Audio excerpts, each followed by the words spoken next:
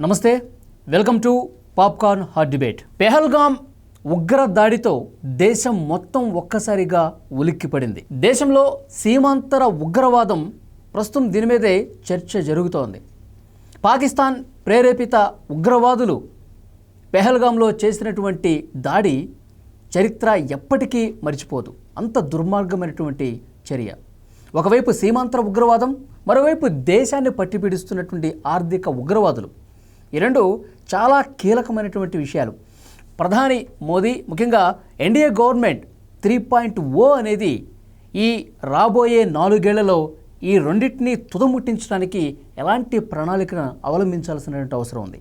ఈ విషయం మీద మనం డిస్కస్ చేద్దాం. ప్రస్తుతం నాతో పాటు డిబేట్లో పార్టిసిపేట్ చేస్తున్నారు సీనియర్ జర్నలిస్టు డివి శ్రీనివాస్ గారు, అలాగే రాజకీయ విశ్లేషకులు మధుసూదన్ రెడ్డి గారు పాల్గొంటున్నారు. ఇద్దరికి నమస్కారం సార్. నమస్కారం సార్. డివేస్ గారు, మీతో నేను స్టార్ట్ చేస్తాను. సీమాంతర ఉగ్రవాదం గత కొన్ని దఫాలుగా, అంటే చాలా రోజుల నుంచి మన దేశాన్ని పట్టిపీడిస్తుంది సార్. యాక్చువల్గా పాకిస్తాన్ ప్రేరేపిత ఉగ్రవాదం అంటే ఆర్టికల్ 370 రద్దు తర్వాత కొంత ప్రశాంతమైనటువంటి వాతావరణం కనిపిస్తోంది. అంతా అక్కడ డెవలప్మెంట్ జరుగుతోంది, అంతా కూల్గా ఉందని చెప్పి భావిస్తున్నటువంటి తరుణంలో ఒక్కసారిగా ఈ ఘటన జరిగి కాశ్మీర్ని మళ్ళీ ప్రపంచం ముందు చర్చ జరిగేలా చేసింది ఘటన. అంటే వాళ్ళ ఉద్దేశం ఏం కనిపిస్తోంది, ఏం చెప్తారు మీరు? రష్యా ఉక్రెయిన్ యుద్ధం ఇంతవరకు ఒక కొలిక్కి రాకముందే అది ముగిస్తే చాలు అని ప్రపంచ దేశాలన్నీ ఆశిస్తున్న తరుణంలో ఇప్పుడు భారత్ పాకిస్తాన్ యుద్ధం ఇవాళ ఏంటి, 2 సరిహద్దు ప్రాంతాల మధ్య అటు అరేబియా జలాల్లో యుద్ధ వాతావరణం. వాళ్ళు సిద్ధం చేసుకుంటున్నారు వాళ్ళ నౌకా బలాన్ని, వీళ్ళు సిద్ధం చేసుకుంటున్నారు వీళ్ళ నౌకా బలాన్ని. అటు కరాచీ నుంచి విమానాలన్నింటినీ కూడా రావల్పిండి తీసుకొస్తున్నారు. వాళ్ళు వాళ్ళ యొక్క పారామిలిటరీ బలగాలకు సెలవులు రద్దు చేశారు. ఇటు భారతీయ దేశం అదే పనిచేసినటువంటి పరిస్థితుల్లో మనం క్షిపణుల పరీక్షలకు కూడా సమాయత్తం అవుతున్నాయి. ఒకవైపు ఏమో యుఎన్ఓ, ఏది ఐక్యరాజ్య సమితి, ఆయన జనరల్ సెక్రటరీ ఇచ్చారు, సంయమనం పాటించండి లేకపోతే కవ్వింపు చర్యలకి పాల్పడద్దు. అందరూ ఆ పహల్గాం ఉగ్రదాడిని ఖండించని పరిస్థితుల్లో మొత్తం అన్ని దేశాలు ఖండించాయి. కానీ పాకిస్తాన్ మాత్రం వాళ్ళని, ఆ టెర్రరిస్టుల్ని ఫ్రీడమ్ ఫైటర్స్ అంటారు.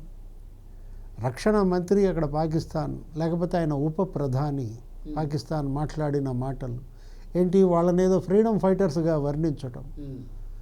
సింధు జలాల ఒప్పందం ఇది యుద్ధ చర్య అంట. ఏది యుద్ధ చర్య? పహల్గాం ఉగ్రదాడి యుద్ధ చర్య. 28 మంది బలి తీసుకోవటం పర్యాటకుల్ని యుద్ధ చర్య. దాని ప్రతిగా సింధు జలాల్ని ఇవాళ నిలిపేశారు. అంటే మీరు తీసుకున్నటువంటి యాక్షన్కి ఇది రియాక్షన్ తప్ప ఇది యాక్షన్ కాదనమాట. ఇప్పుడు దాన్ని కూడా అడ్డం పెట్టుకుని ఇవాళ అతను ఏమంటున్నాడు, బిలావర్ భుట్టో సింధు జలాల్లో రక్తం బారిస్తామంటున్నారు. మీరు గనక నీళ్ళను ఆపేస్తే మేము రక్తం బారిస్తాం సింధు నదిలో అంటే ఏంటి, ఎవరికి నష్టం?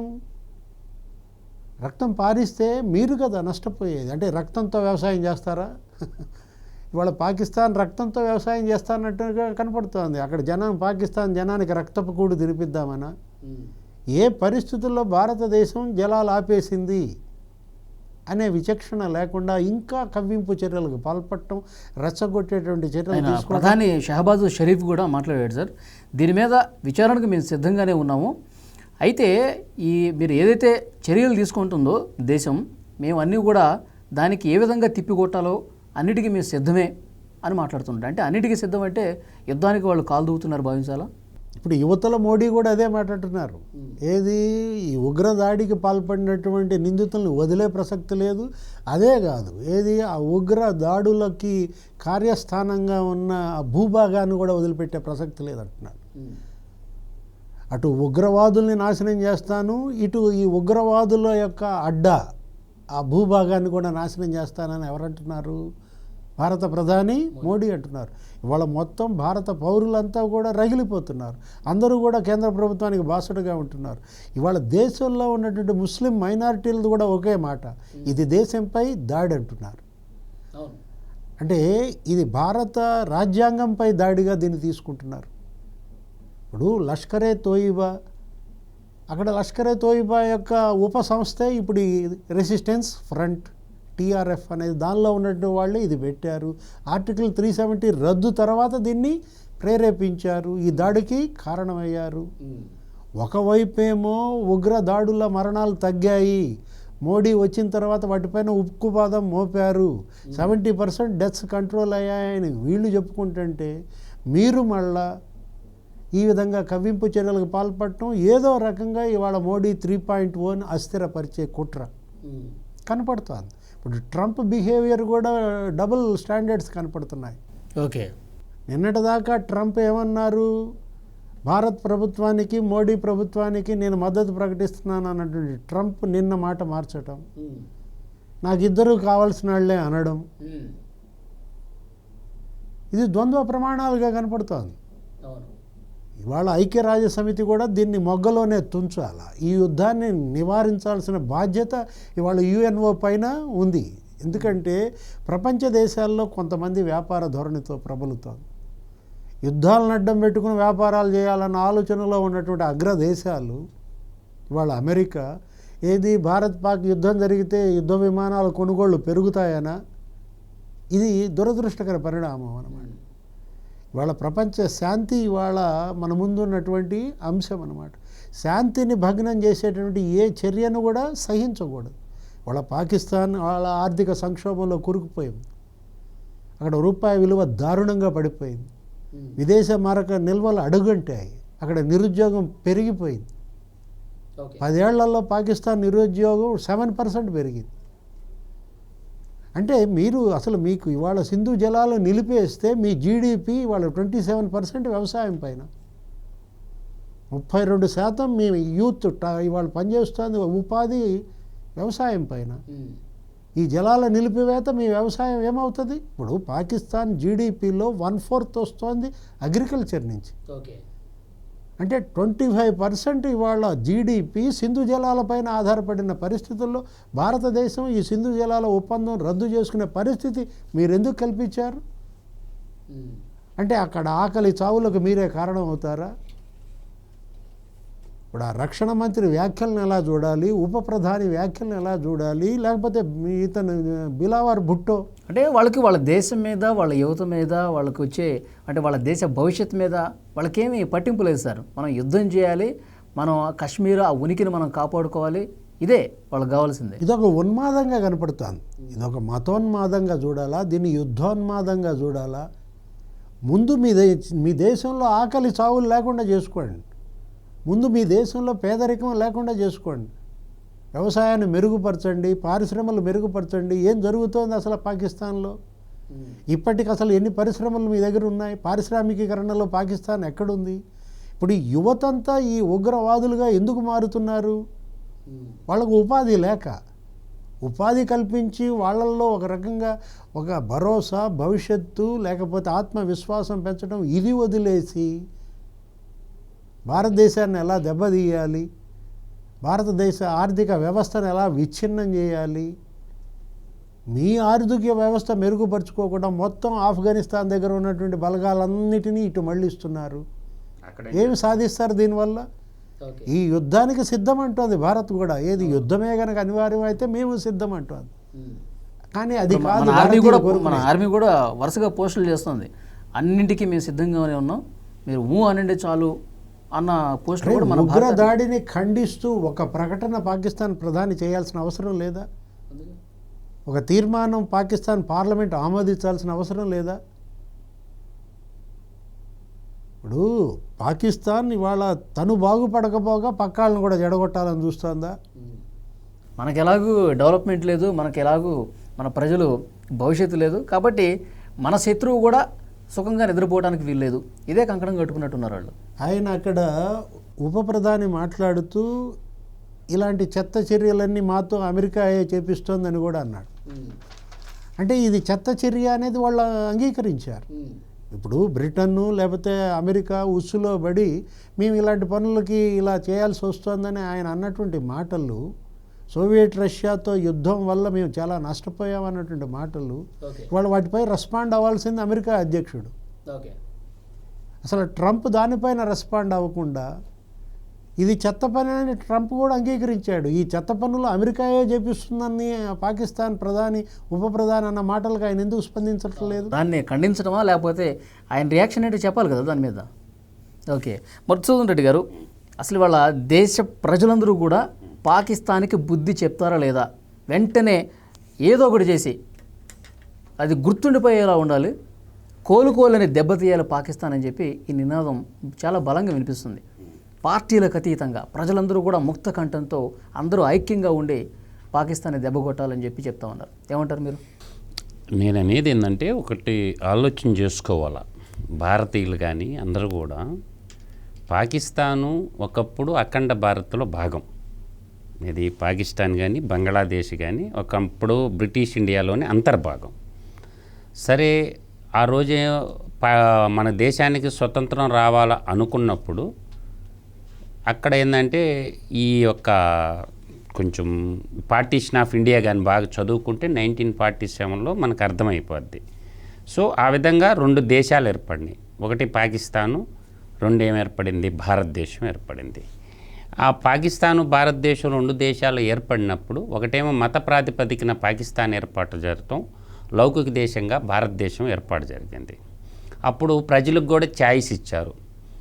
అంటే మత ప్రాతిపదికన దేశం విభజించినప్పుడు చాలామంది దక్షిణ భారతదేశంలో ఉన్నటువంటి భారతదేశంలో బెంగాల్ కానీ హైదరాబాద్ కానీ కొంతమంది ఏంటంటే ముస్లిమ్స్ పాకిస్తాన్ వెళ్ళిపోయారు, చాలామంది వెళ్ళిపోయారు. వాళ్ళని మనం కాందిశీకులు అంటాం. ఇక్కడేమో లౌకిక రాజ్యంగా ఇక్కడ ఉన్న వాళ్ళందరూ ఉండిపోయారు. అయితే నేను ఎందుకు ఈ పెద్ద మాట వాడుతున్నానంటే, ఎప్పుడైతే బ్రిటన్ వాళ్ళు వెళ్ళిపోతా ఇక్కడ ఏం చేశారంటే ఒక చిచ్చు రాజేసిపోయారు. పోయిన కానించి భారతదేశం మీద నాటి నుండి కూడా ఇప్పుడు కాశ్మీర్ను ఆక్రమించుకోవాలని చూశారు. ఎవరు? ఒక పక్క చైనా, మరోవైపు పాకిస్తాన్. ఈ 2 కాశ్మీర్ని ఆక్రమించాలని చూశారు. అప్పుడు అది స్వతంత్ర రాజ్యంగా ఉన్నింది కాశ్మీర్. ఆ కాశ్మీర్ స్వతంత్ర రాజ్యంగా ఉంటే ఆ రాజు వచ్చి డోంగ్రా డైనెస్టీ అంటే వంశస్థుల చేతిలో ఉన్నింది.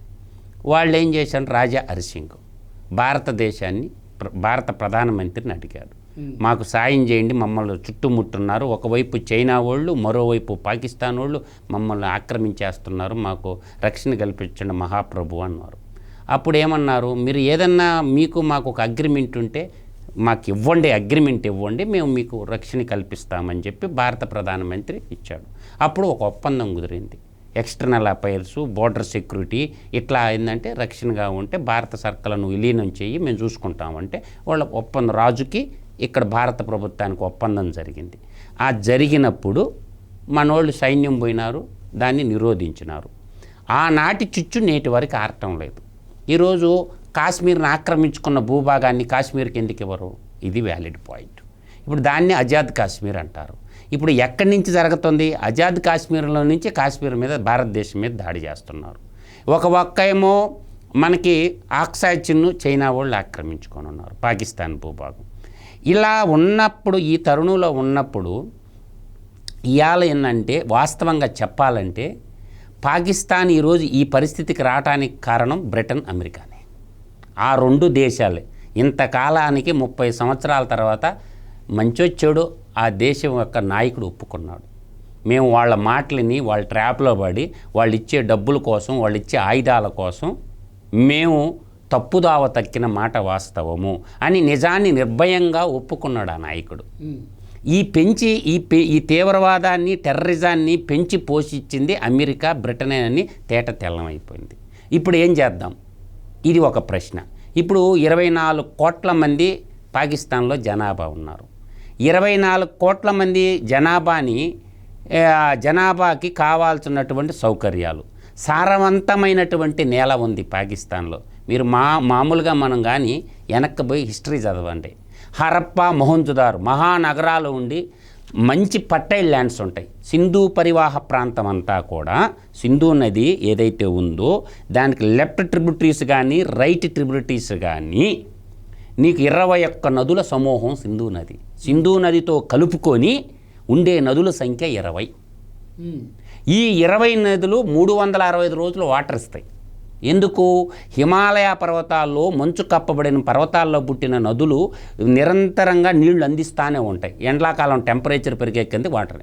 అప్పుడు అగ్రికల్చర్ ఉత్పత్తులు పెంచుకొని అగ్రికల్చర్ ప్రాసెస్ ఇండస్ట్రీస్ పెట్టుకొని ఆ దేశ యువతకి ఉపాధి కల్పించేది పోయి ఎప్పుడు వాళ్ళ చేతుల్లో గన్నులు పెట్టి టెర్రరిస్టులుగా ఆ దేశ యువతని తయారు చేసి ప్రపంచ దేశాలకు ఎక్స్పోర్ట్ చేసి ఫ్యాక్టరీగా తయారు చేశారు.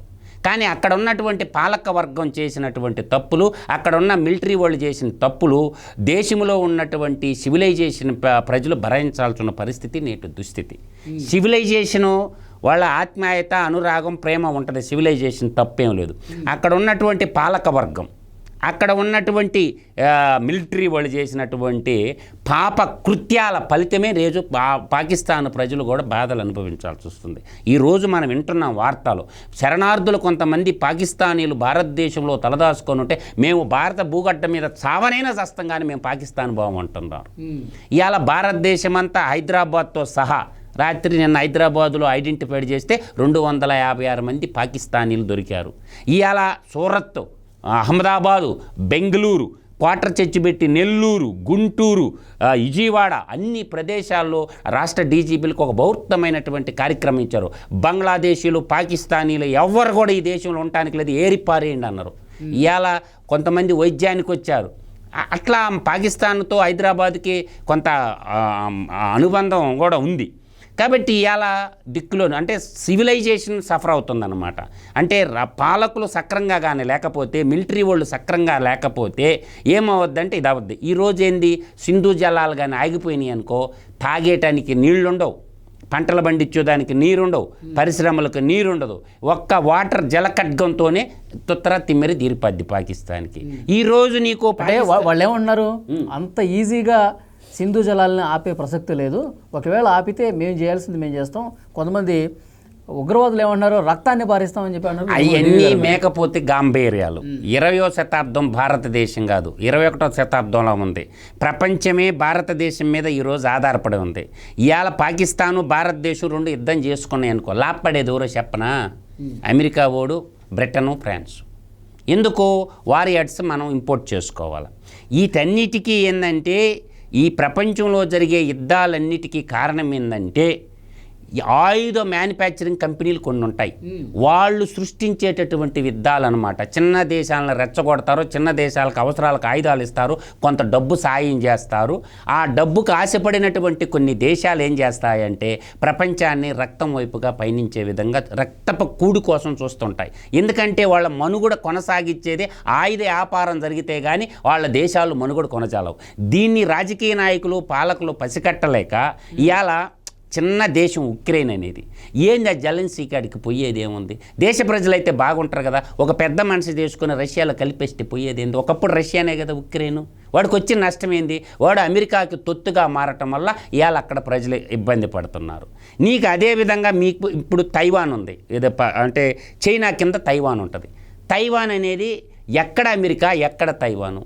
వాళ్ళకి ఇంటర్నల్గా చైనా వాళ్ళకి ఆడ తైవాన్ అడ్డం పెట్టుకుని ఆడ మరణ హోమం జరుగుతుంది. అట్లా భారతదేశానికి ఏంటంటే నిన్నటిదాకా బాగా ఉన్న బంగ్లాదేశ్ని ఎవడు నాశనం చేసిండు? అమెరికా ఓడు మాటలని భారతదేశానికి శత్రుత్వం చేశాడు. పక్కింటోడిని మిత్రుడుగా ఉంచుకుంటారా, శత్రువులుగా చేసుకుంటాడు? ఎవడన్నా కడుపుకు కూడి తిన్నవాడు, విజ్ఞానవంతుడైన వాడు, నైబర్స్ అంటే మన ఇంటి చుట్టుపక్కల ఉన్న వాళ్ళతో నలుగురితో బాగుంటాం. అట్లాగే భారతదేశంతో సరిహద్దు పంచుకున్నటువంటి దేశాలు ఇవాళ నేపాల్ మనతో అవినాభావ సంబంధాలు అద్భుతంగా ఉంటాయి. మనతో పంచుకుంటున్నటువంటి భూటాన్ అనే దేశం ఉంది. ఆ భూటాన్ చిన్న దేశమైన భారతదేశంతో మంచి అవినాభావ సంబంధాలు ఉంటాయి. శ్రీలంక భారతదేశంతో పెట్టుకుంటే ఏమైంది శ్రీలంక పరిస్థితి? చివరికి అడుక్కునే పరిస్థితి. భారతదేశం నుంచి ఆహార ఉత్పత్తులు పంచిస్తే కానీ అక్కడ ఆకలి తీరినటువంటి పరిస్థితి. ఇది శ్రీలంక పరిస్థితి. మాల్దీవ్స్ పరిస్థితి ఏమైంది? బాయ్కాట్ మాల్దీవ్స్ అని ఒక ప్రోగ్రామ్ ఇస్తే చేతులు ఎత్తి దండం పెట్టి రామ్ రామ్ అయ్యా మాదే తప్పైంది క్షమించండి అని అన్నరా లేదా? ఇవాళ బంగ్లాదేశ్ పరిస్థితి ఏమైంది? ఒక నిర్ణయం అనేది అంతర్జాతీయంగా తీసుకునేటటువంటి నిర్ణయాలు కరెక్ట్గా కానీ తీసుకోకపోతే ఆ దేశ పాలకులకేం కాదు, ఫ్లైట్లు ఎక్కేసి ధనం మూట కట్టుకొని విదేశాలకు వెళ్ళిపోయినటువంటి పాకిస్తాన్ పాలకులను చూసాం, బంగ్లాదేశ్ పాలకులను చూసాం. కానీ అల్టిమేట్గా ప్రజలు ఇవాళ కాశ్మీర్ ప్రజల యొక్క వాళ్ళ ఉపాధి మీద కొట్టింది పాకిస్తాన్ దెబ్బ. కాశ్మీర్ ప్రజల్లో, కాశ్మీర్లో ఉండేటటువంటి యువత వాళ్ళకు ఆహ్లాదకరంగా గడిచిన సంవత్సరం లాస్ట్ ఫైనాన్షియల్ ఇయర్లో 2,30,00,000 మంది యాత్రికులు వినారు కాశ్మీర్కి. అందాల కాశ్మీర్ ఎంత ఉపాధి దొరికించుకుంటుంది వాళ్ళకి. వాళ్ళ ఉపాధి మీద దెబ్బ కొట్టి వాళ్ళ ఆకల కేకల మీద నువ్వేమి నిర్మిస్తావు? అందువల్ల పాకిస్తాన్ యువత కూడా అర్థం చేసుకోవాలి. ఆ దేశ మిలిటరీ మీద తిరుగుబాటు చేయాలి పాకిస్తాన్ యువత కూడా. ఆ పాకిస్తాన్లో ఉండేటటువంటి యువతరం ఆ దేశ మిలిటరీ మీద తిరగబడాలి. ఎందుకంటే మిలిటరీ వాళ్ళు పాలకవర్గం గుప్పిడి మంది చేసుకొని పాకిస్తాన్ని నాశనం చేస్తారు కాబట్టి బులిస్ టైగర్లు తిరగబడ్డారు. బుల్చిస్తాన్ వాళ్ళు నీతో పొత్తే ఉద్రం ఆ దేశం మాకు ఏమంటారు. ఇప్పుడు వాళ్ళని ఎదుర్కో చాలు. నిన్న రాత్రి మిలిటరీ వాళ్ళని, పాకిస్తాన్ మిలిటరీ వాళ్ళని పిచ్చి కుక్కలను చంపినట్టు చంపారు. ఇది బిఎల్ఏ ఆర్మీ, బుల్చిస్తాన్ లిబరేషన్ ఆర్మీ వాళ్ళు పాకిస్తాన్ మిలిటరీ వాళ్ళని పిచ్చి కుక్కలను చంపినట్టు చంపారు. ఇది పాకిస్తానీలే కదా, అది ఒక రాష్ట్రం. ఏది అరేబియా సముద్రం ఒడ్డున ఉండే రాష్ట్రం. వాళ్ళని ఎదుర్కో. ఇంకొక వైపు ఆఫ్ఘనిస్తాన్ నుంచి వాళ్ళు ఉన్నారు, తాలిబాన్లు, వాళ్ళు అటాక్ చేస్తున్నారు.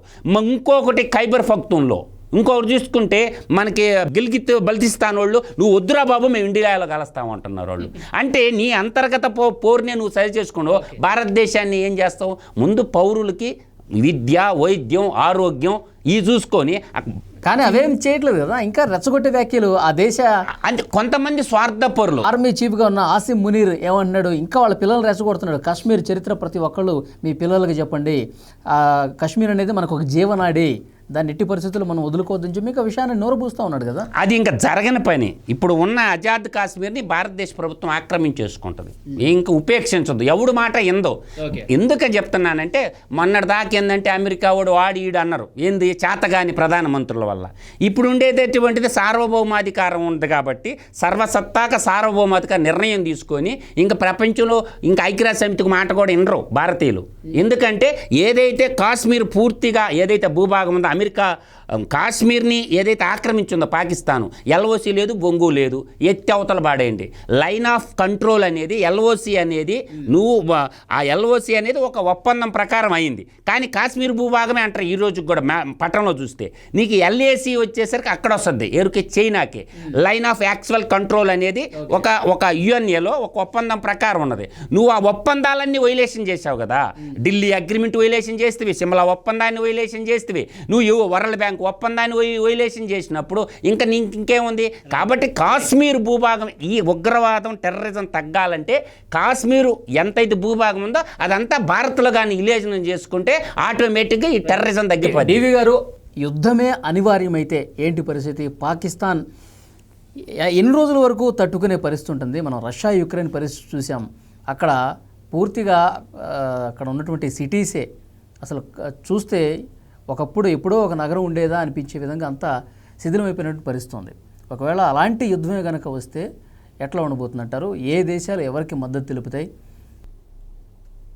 ఇప్పటికే పాకిస్తాన్ ఆర్థిక సంక్షోభంలో చిక్కుకుంది. ఇలాంటి పరిస్థితుల్లో కొరివితో తలగోకున్నట్టు ఏది లేపి దండించుకోవటం అన్నమాట. మీరు చేయాల్సిందేంటి? మీ దేశాన్ని అభివృద్ధి చేసుకోవాలి. వ్యవసాయకంగా, పారిశ్రామికంగా ఇవాళ పాకిస్తాన్ ఏ పరిస్థితుల్లో ఉంది? అది లేకపోగా వ్యవసాయానికి వచ్చే నీళ్లనే వాళ్ళే అడ్డుకుంటే అంటే ఇప్పుడేంటి? మనం ఎలా చూడాలి దీన్ని? పరిణామాలని స్వయం కృతాపరాధాలు కనపడుతున్నాయి పూర్తిగా. ఇవాళ దేశం కాదు, ఇప్పుడు ప్రపంచం మొత్తం మీద ఎటువంటి సానుభూతి పాకిస్తాన్కి లేని పరిస్థితి. ఇప్పుడు కాలు దువ్వడం ఏంటి అర్థం కావట్లేదు. ఇప్పుడు భారతదేశం తన మానాన తన అభివృద్ధి తను చేసుకుంటోంది. వాళ్ళు ఏదో విజన్ 2047 అని పెట్టుకుని ఒక లక్ష్యాలు పెట్టుకుని వాళ్ళు వెళ్తున్నారు. ఇది కనపడుతోంది ఏంటంటే అమెరికా భారత్ సంబంధాలని చెడగొట్టే కుట్రగా కనపడుతోంది. ఇది ప్రపంచ దేశాల్లో కొంతమంది దీని వెనుక ఈ కుట్రకు పాల్పడుతున్నట్టుగా మనం చూడాలి. ఎవరెవరు దీని వెనక అదృశ్య శక్తులు పనిచేస్తున్నాయి? పాకిస్తాన్ ఎవరి అండ చూసుకుని ఇలా పెట్టరేగిపోతారు. ఇప్పుడు దీనివల్ల సాధించేది ఏంటి? భారతదేశాన్ని ఇంకా నష్టపరచడం తప్ప ఇప్పుడు ఏది ఇక్కడ స్వయం సమృద్ధి సాధిస్తున్నారు, పెట్టుబడులు వస్తున్నాయి, మొత్తం అంతా కూడా పారిశ్రామికీకరణ జరుగుతోంది, మేక్ ఇన్ ఇండియా అని చెప్పి వెళ్తున్నారు, వికసిత భారత్గా అడుగులు వేస్తున్న దీంట్లో ఇప్పుడు మీరు పాకిస్తాన్ని బాగు చేసుకోండి, నాశనం చేసుకునే ప్రయత్నాలు ఎందుకు? ఇప్పుడు ఈ పాకిస్తాన్ బాగుపడాలనే భారత్ కోరుకుంటుంది, కానీ భారత్ నష్టపోవాలని ఎందుకు పాకిస్తాన్ కోరుకుంటోంది? ఒకవైపు శ్రీలంక చూసాం ఎలాంటి పరిస్థితుల్లో ఉంది, అక్కడ సివిల్ వార్, అక్కడ రాజ్య అధ్యక్షుడే పారిపోయిన పరిస్థితి దేశాన్ని వదిలిపెట్టి. ఆ పరిస్థితి ఇక్కడ కూడా రావాలా పాకిస్తాన్లో? అంటే సివిల్ వార్ క్రియేట్ చేసుకుంటుందా? అక్కడ పౌరులే అక్కడ తిరగబడి అక్కడ ఎంపీలని అక్కడ ఉన్నటువంటి మంత్రుల్ని ప్రధానిని బంధించే పరిస్థితి తెచ్చుకుంటారా? ఇప్పుడు బంగ్లాదేశ్లో ఏం జరిగింది? అక్కడ ప్రధాని పారిపోయే పరిస్థితి వచ్చింది. ఆ దేశ ప్రజలు కూడా, యువత కూడా సార్, ఇది కాదు మాకు కావాల్సింది, మాకు మా దేశం డెవలప్మెంట్ కావాలి, మాకు ఉద్యోగాలు కావాలి, పారిశ్రామికంగా అభివృద్ధి చెందాలి, ఇది కోరుకుంటున్నారు. ఇప్పుడు భారతదేశం ముందు వాళ్ళ పెను సవాళ్ళు, ఒకవైపేమో అటు సీమాంతర ఉగ్రవాదం, మరోవైపేమో ఆర్థిక ఉగ్రవాదం. అటు బయట శక్తుల నుంచి పెను ముప్పు, ఇటు అంతర్గత శక్తుల నుంచి పెను ప్రమాదం. ఏది ఇప్పుడు మోడీ 3.0 వీటిని ఛాలెంజెస్ని ఫేస్ చేయాలి. ఇప్పటికీ మోడీ 3.0 1 year మాత్రమే అయిందనమాట. ఇంకా 3 సంవత్సరాలు, ఇంకా 4 సంవత్సరాలు అటు పాకిస్తాన్ లేకపోతే చైనా ఇతర దేశాల నుంచి ముప్పు వాటిల్లకుండా చూసుకోవాలి. ఒకవైపేమో అక్కడ టారిఫ్ వార్ నడుస్తోంది. అమెరికా అధ్యక్షుడు డొనాల్డ్ ట్రంప్ బాధ్యతలు స్వీకరించినప్పటి నుంచి అన్ని దేశాల మీద టారిఫ్లు పెంచేశారు.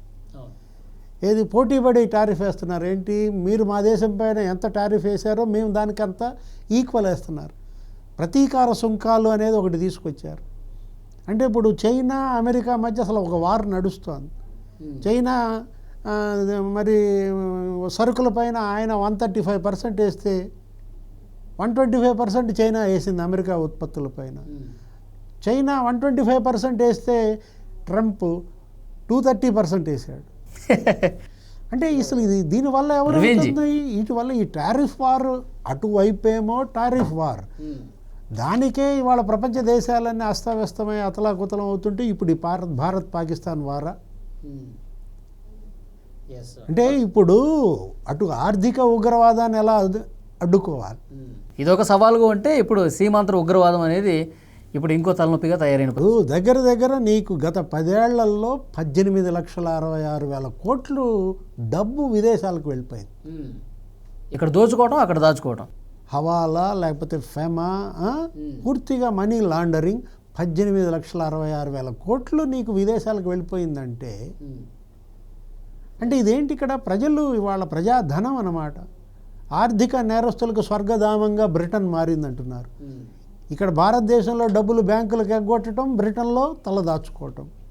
విజయ్ మాల్యా 8,000 కోట్లు, చోక్సీ 14,000 కోట్లు సార్. విజయ్ మాల్యా, నీరవ్ మోడీ అసలు దగ్గర 44,000 కోట్లు ఈ 3-4 ఆర్థిక నేరస్తులే ఇక్కడ బ్యాంకులకు ఎగ్గొట్టి తీసుకుపోయారంటే ఇప్పుడు ఇవాళ ఈడీ కన్నెర్ర చేసింది. దగ్గర 22,000 కోట్లు ఇవాళ రికవరీ చేసింది వీళ్ళందరి దగ్గర ఎన్ఫోర్స్మెంట్ డైరెక్టరేట్. అంటే 5,267 కేసులు గత 10 ఏళ్లలో ఈ ఫెమా ఉల్లంఘనలు కానీ మనీ లాండరింగ్ కేసులు కానీ 5,267 కేసులు. అంటే అందులో ఎంతమందికి శిక్ష పడింది? 40 మందికా?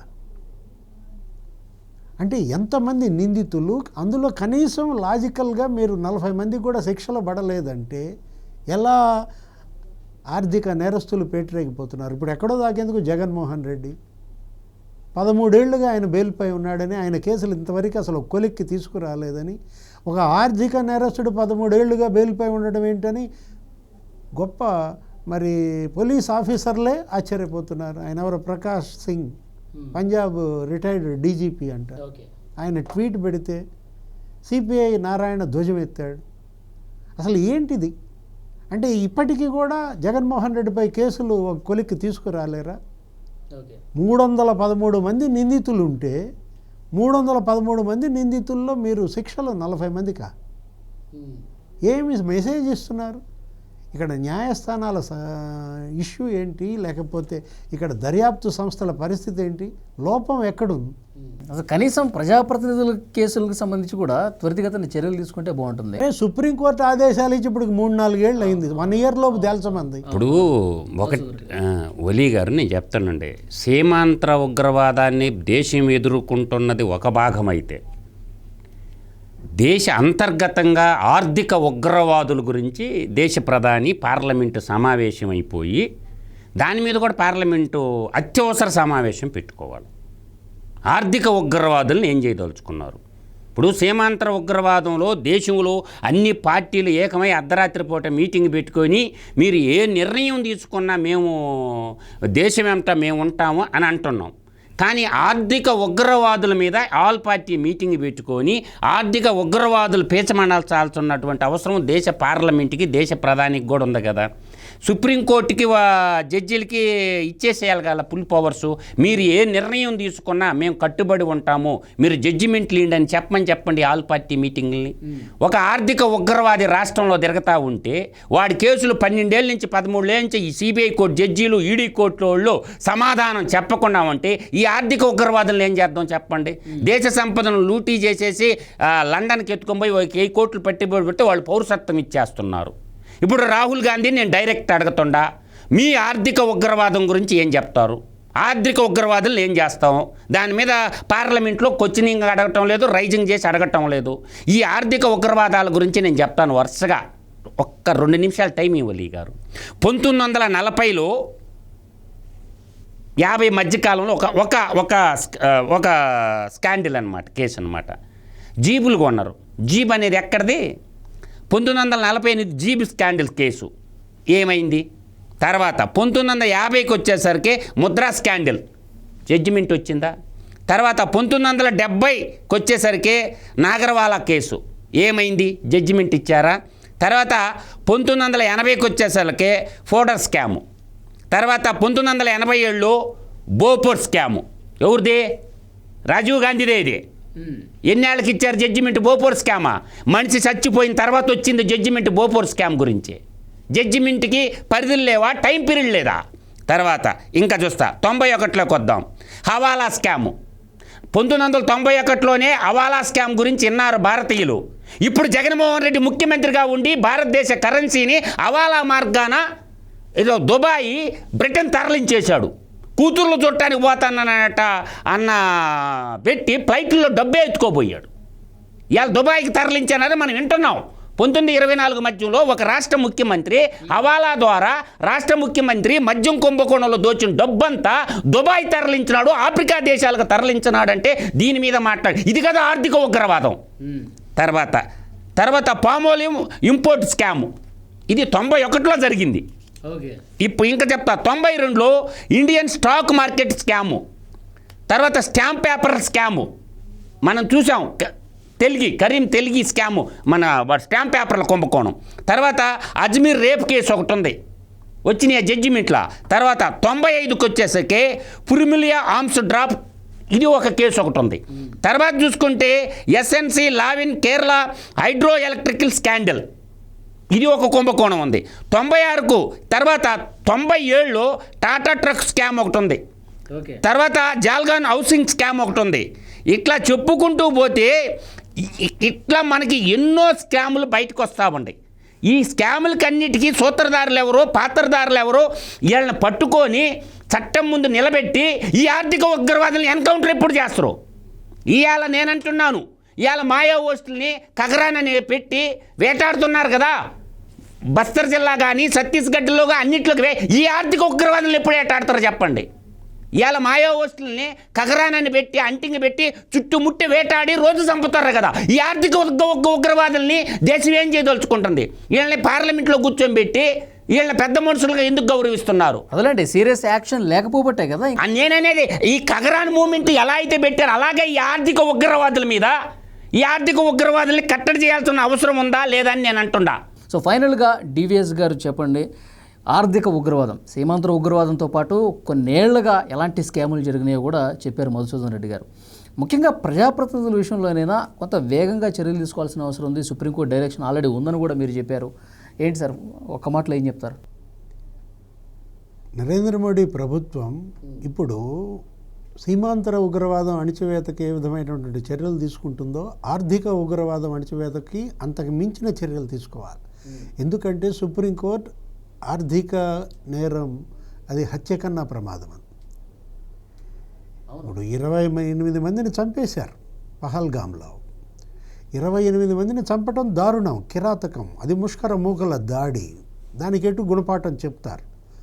ఏది మోడీ దానికి ఎటు గుణపాఠం, తిరుగులేని గుణపాఠం చెప్తామని చెప్పారు. ఉగ్రవాదులను ఏరేస్తాను, వాళ్ళ వెన్నులో వణుకు పుట్టిస్తాను, ఆ ఉగ్రవాదులకి స్థానం కల్పించిన భూభాగాన్ని కూడా నాశనం చేస్తానన్నాడు.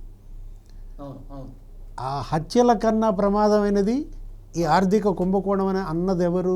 సుప్రీంకోర్టు. కాబట్టి ఈ ఆర్థిక ఉగ్రవాదుల పీచం అణచాలి.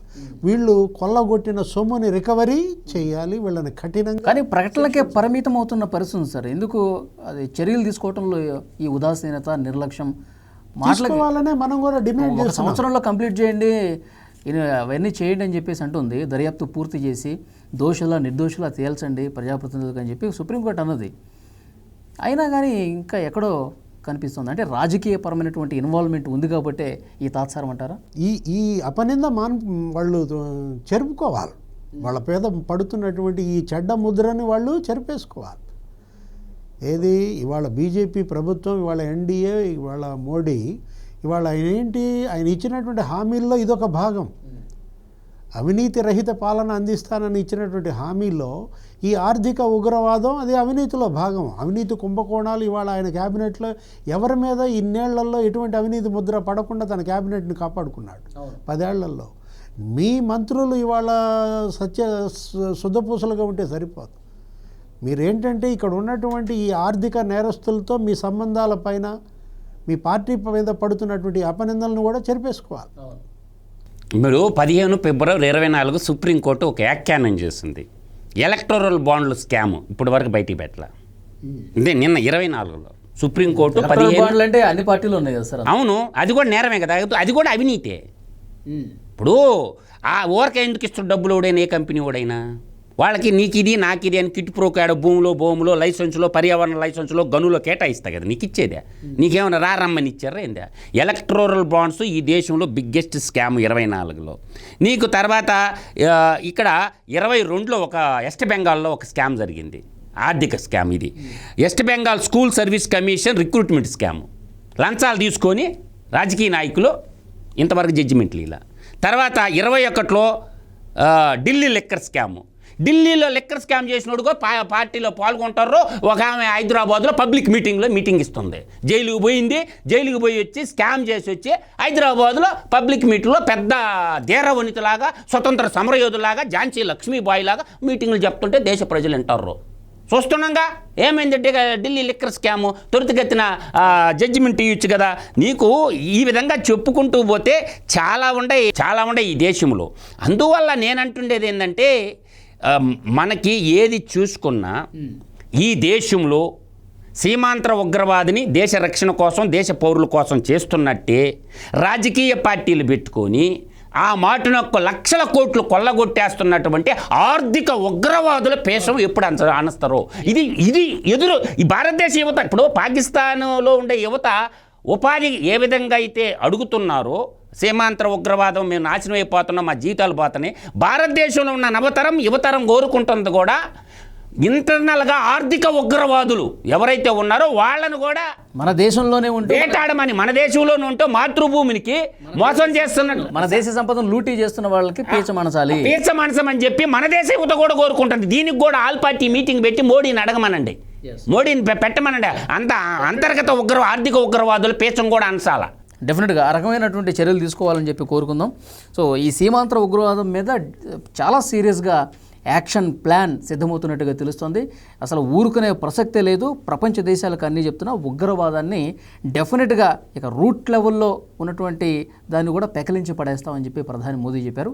అట్ ద సేమ్ టైం ఇప్పుడు మీరు లేవనెత్తినటువంటి విషయం, ఈ ఆర్థిక ఉగ్రవాదులు ఎవరైతే ఉన్నారో వాళ్ళకి అత్యంత కఠినంగా కొత్త చట్టాలు ఏమైనా తెచ్చైనా సరే సో వెంటనే ఆ చర్యలు ప్రారంభించాలని చెప్పి కోరుకుందాం. ఎందుకంటే ఇది చాలా సుప్రీంకోర్టే జడ్జి గారు చెప్పారు, హత్య కంటే చాలా దారుణమైనటువంటి ఘోరమైనటువంటి విషయం ఆర్థిక నేరం అని చెప్పి. సో డెఫినెట్గా ఆ విషయంలో కూడా సీరియస్గా యాక్షన్ తీసుకోవాల్సిన అవసరం ఉంది. సో మన పాలకులు ఆ రకమైనటువంటి పంతాలు ముందుకు పోతారని చెప్పి మనం కూడా ఆశిద్దాం, కోరుకుందాం. Thank you very much Madhusudan గారు. నమస్కారం వీక్షకులకు, ప్రేక్షకులకు. ఇది వాళ్ళ popcorn hot debate. Keep watching.